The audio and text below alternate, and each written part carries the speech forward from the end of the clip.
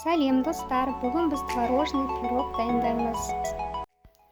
Ұнның үстіне холодильниктен шыққан майды, тұз, ванилин, разрыхитель салып, жақсылап маймен ұнды бір-біріне араластырамыз. Майымызды пышақтың көмегімен бөліп-бөліп, екі алақанымызбен уқалап, ұнмен майдың басын біріктіріп, рассыпчатый тесто дайындаймыз. Содан кейін үстіне қант ұнтағын салып, бір жұмыртқаның сарысы, бір ас қасық қаймақ салып, әдемі жұмсақ тесто илеп аламыз. Тестоны ұзақ илеудің қажеті жоқ, жай ғана басын біріктіріп илесек жеткілікті.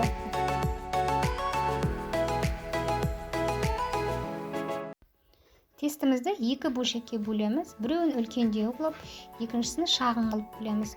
Үлкен қылып бөлген тестімізді оқтаумен аздап жұқалап жайып, оны формамыздың түбіне жайғастырамыз.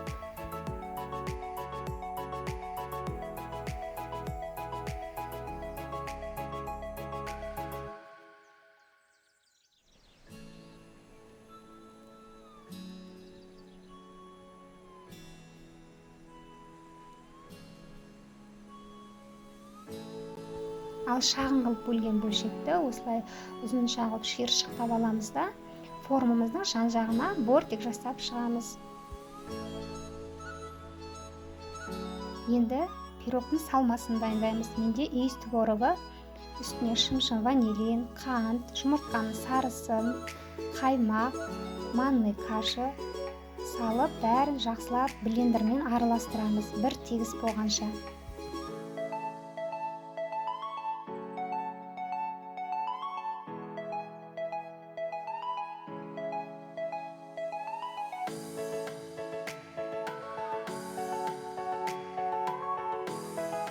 Енді салмамызды тестіміздің үстіне қоямыз. Пешімізді алдын ала қыздырып қоямыз. Мен асты-үстін бірдей қыздыратын, верх вниз дейтін режимге пісіремін. Шамамен 160-170 градуста пісіреміз.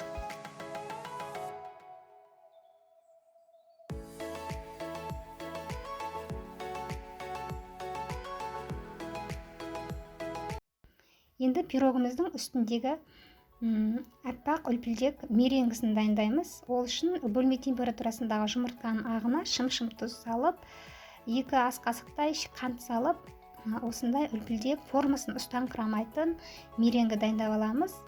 Ал пирогымыздың дайын болғанын саусағымызбен ұстаған кезде, шайлап ұстаған кезде, пирогтың бетіндегі творог аздап қатыңқырап тұрған болу керек. Егер ол сондай болып тұрса, демек дайын болды деген сөз. Меренгімізді пирогтың бетіне жайғастырамыз. Тағы да 15 минутқа пешке жібереміз, беті сарғайғанша.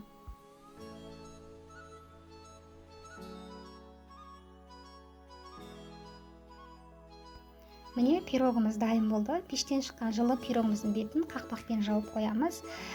Пирогтың бетінде тамшылар пайда болғанша, пирогымыз бөлме температурасына суығанша осылай қақпақпен тұрғаны жақсы. Міне видеода көріп тұрғаныңыздай формасын ұстайтын өте дәмді пирог дайын болды. Мұнда енді пирогтың ішкі әлемін көрсетіп жатырмын сізге. Өзіңіздің қалауыңыз бойынша әрлеп, әсемдеп шайға ұсыныңыз. Сіздермен бірге болған Әсемгүл. Менің каналыма жазылып, лайк басып, комментарий қалдыруды ұмытпаңыздар. Мен сіздерді алдағы уақытта жақсы әдемі рецептермен қуантатын боламын.